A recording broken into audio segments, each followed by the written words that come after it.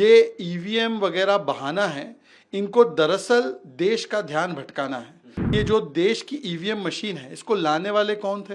Congress party के लोग। Supreme court के क्लीन चिट के बाद, एसवाई कुरैशी जैसे चीफ इलेक्शन कमिश्नर्स और इलेक्शन कमिश्नर्स के बयान के बाद फिर भी उनको भरोसा नहीं है और विदेशियों की बातों पर भरोसा है। और ये ब्लैक बॉक्स कहने का काम इसलिए हो रहा है क्योंकि उनके ब्लैक डीड कर्नाटका में जिस प्रकार से सामने आए हैं, उससे ध्यान भटकाना है। चुनाव समाप्त होने के बाद भी जिस प्रकार से झूठ और दुष्प्रचार के आधार पर ईवीएम विलाप शुरू करने का काम राहुल गांधी और उनकी जमात ने किया है, आज तो जिस आर्टिकल के आधार पर वो इस झूठ को प्रचारित कर रहे थे कि ईवीएम मोबाइल फोन के ओटीपी से अनलॉक होता है, आज स्वयं उस संस्था ने अपनी गलती को माना है और क्लैरिफिकेशन डाला है।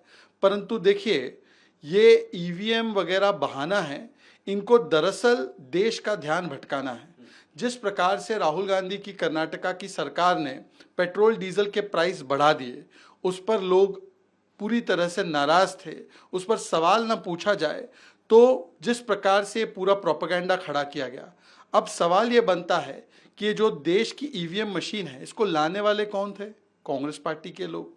जब ये लोग ईवीएम से तेलंगाना, पंजाब, केरला, दिल्ली अन्य चुनाव जीतते हैं, ये और इनके साथी, तब ईवीएम बिल्कुल ठीक होता है। और आज जब केंद्र में तीसरी बार चुनाव हार चुके हैं तो ईवीएम में सारी खराबियां दिख रही है। 41 बार सुप्रीम कोर्ट में ईवीएम को लेकर ये गए हैं और सुप्रीम कोर्ट के क्लीन चिट के बाद, एसवाई कुरैशी जैसे चीफ इलेक्शन कमिश्नर्स और इलेक्शन कमिश्नर्स के बयान के बाद फिर भी उनको भरोसा नहीं है और विदेशियों की बातों पर भरोसा है। ये भी एक बड़ी बात है कि देश की संस्थानों पर, देश के पूर्व इलेक्शन कमिश्नर्स पर भरोसा नहीं है उन्हें। देश की सेना जब बोलती है सर्जिकल स्ट्राइक हुआ तब भी भरोसा नहीं, देश की सेना बोलती है बालाकोट एयर स्ट्राइक हुआ तब भी भरोसा नहीं।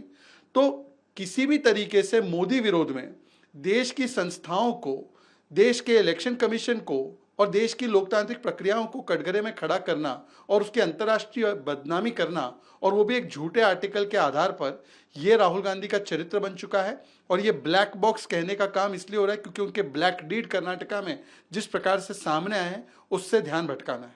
2014 से पहले इलेक्शन कमीशन में बैठे हुए लोग किस प्रकार से बर्ताव करते थे, इसके बारे में पूर्व chief election commissioner Gopal Swami ji से पूछ लेना चाहिए। उन्होंने तो एक पत्र अपने ही इलेक्शन कमिश्नर के ऊपर लिखा था कि किस प्रकार से वो कांग्रेस के साथ सांठगांठ करते थे। ये पूछना चाहिए कि एमएस गिल जब इलेक्शन कमिश्नर थे, फिर उन्होंने इलेक्शन कमीशन छोड़ी और केंद्रीय मंत्री बन गए यूपीए की सरकार में, तब किस प्रकार से इलेक्शन कमीशन काम करता था, उनको पूछना चाहिए। जब देश में 3 इलेक्शन कमिश्नर नहीं, लंबे अरसे तक एक ही इलेक्शन कमिश्नर होता था और उसकी नियुक्ति सरकार करती थी, तब कपिल सिब्बल जी इलेक्शन कमीशन के बारे में क्या सोचते थे, उनको पूछना चाहिए।